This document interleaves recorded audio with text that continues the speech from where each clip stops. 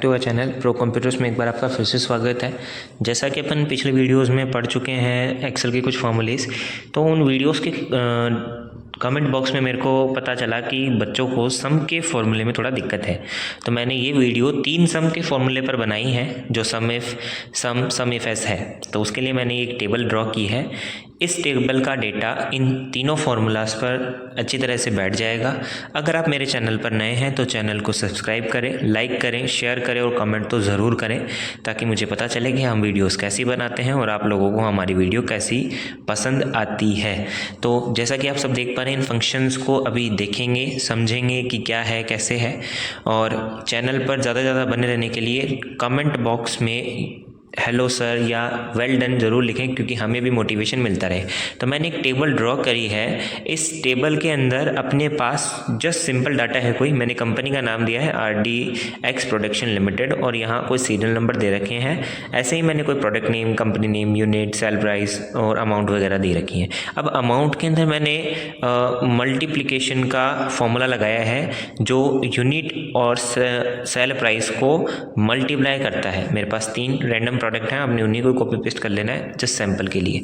पहले बात करते हैं इन तीनों फंक्शंस में से जो बेसिक शॉर्ट फंक्शन है सम, उसको डिस्कस करेंगे कि सम कैसे लगता है, क्या है। देखिए, सम का मतलब एक्सेल के अंदर पहला स्टेप होता है जोड़ना। सम टोटल जैसे ही डिफरेक्ट करता है, बट टोटल अमाउंट अपन यहाँ लिख देते हैं। यहाँ फॉर्मूले में टोटल नहीं लगता, यहाँ फॉर्मूले में लगता है सम। तो क्या करेंगे, इक्वल्स टू सम लिखेंगे, ब्रैकेट को ऑन करेंगे और अपना पूरा अब ये नंबर मांग रहा है तो आपको पूरी लाइन सेलेक्ट करवानी है। कहने का मतलब आपको यूनिट वाली पूरे कॉलम को सिलेक्ट कराना है, लाइक फर्स्ट कॉलम से लेकर लास्ट कॉलम तक सिलेक्ट कराकर ब्रैकेट को बंद करेंगे और एंटर प्रेस करेंगे। आप देख पा रहे हैं इस लाइन का टोटल अपने सामने आ चुका है कि टोटल आपने 431 यूनिट सेल करी है। सेम सेल प्राइस लगाएंगे, सम लगा देंगे, सॉरी सम इफ एस लिख दिया मैंने। सो आपको क्या करना है, सम लगाना है, ब्रैकेट ऑन करना है और सेम लिस्ट सिलेक्ट करानी है अपनी जो रेंज है। ब्रैकेट को बंद करेंगे आप और फिर एंटर प्रेस करेंगे तो आपके सामने टोटल सेल प्राइस भी आ जाएगी। और टोटल अमाउंट निकालने के लिए भी आपको सेम फॉर्मूला लगाना है, जो कि अपने पास सम का रहेगा। रेंज सेलेक्ट कराकर ब्रैकेट बंद कराकर एंटर प्रेस कर देंगे। तो ये अपने पास सम था। अब इसमें थोड़ा सा सेट कर लेते हैं अपन अपनी सेल को। टोटल अमाउंट वाले कॉलम को बॉर्डर लगाकर कलर चेंज हाईलाइट करते हैं, कहने का मतलब सेल को। इसी टाइप से इन अमाउंट वाले कॉलम को भी आप हाईलाइट कर लें और सेट कर लें। तो जैसा आप देख पा रहे हैं, मैंने सम का फंक्शन लगा दिया। 3 फंक्शन में से अपना पहला फंक्शन डिस्कस हो गया। सम क्या करता है, टोटल लगाने के लिए इसका यूज़ करता है। ठीक है, अब आपको क्या करना है, इस पर भी बॉर्डर लगा लेते हैं। अब अपन नेक्स्ट फंक्शन की ओर चलेंगे, जो कि है अपना सम इफ। ठीक है, सम हो गया, सम इफ जानते हैं। देखिए, सम इफ जो है वो सिंगल कंडीशन बेस्ड होता है, some if S multi conditions based होता है। लाइक आपके पास एक क्राइटेरिया है और उसका डेटा आपको देना है, तो इसी फंक्शन को अपन डिस्कस करेंगे। सम इफ एस के टाइम पर पढ़ेंगे, फिलहाल सम इफ पढ़ रहे हैं। ये सिंगल कंडीशन बेस्ड रहता है, बार बार मैं आपको बता रहा हूँ। बीच में भूल मत जाइएगा, अगर किसी ने लाइक नहीं किया है तो लाइक करें, चैनल सब्सक्राइब करें, वीडियोज़ को शेयर करें, ताकि आपके फ्रेंड्स के पास भी नोटिफिकेशन पहुँचती रहे।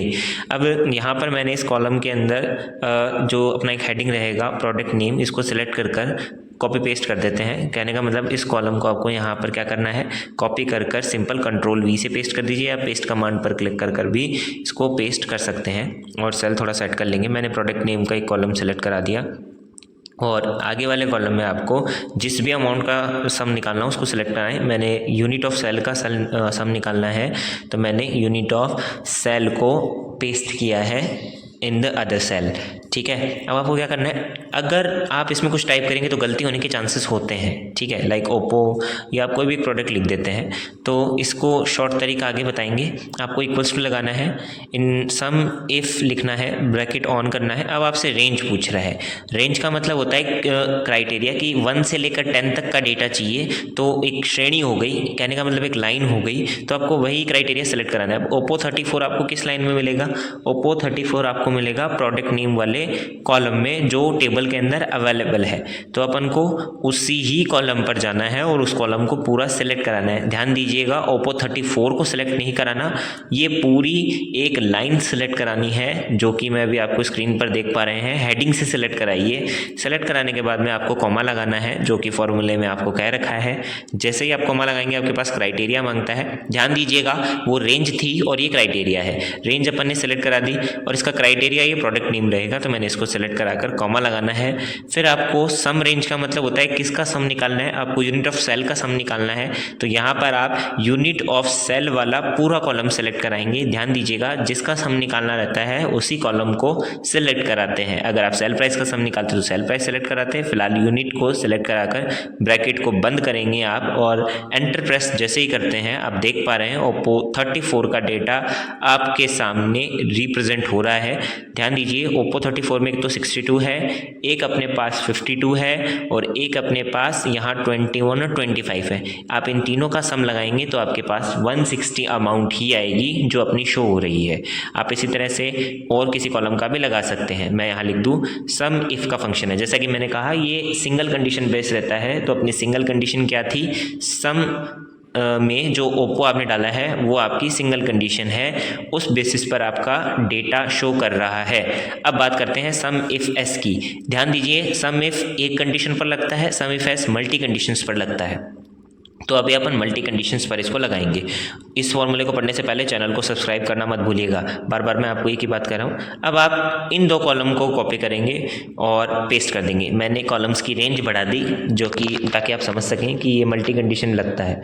तो अपने पास दो डेटा रहेगा और एक कॉलम का मैं सम लगाऊंगा। इस बार मैं सेल प्राइस या टोटल अमाउंट का सम लगा रहा हूँ। तो मैंने टोटल अमाउंट वाले कॉलम को यहाँ पर पेस्ट किया है और इसका सम निकालेंगे कि जब दोनों प्रोडक्ट मैच होंगे तब।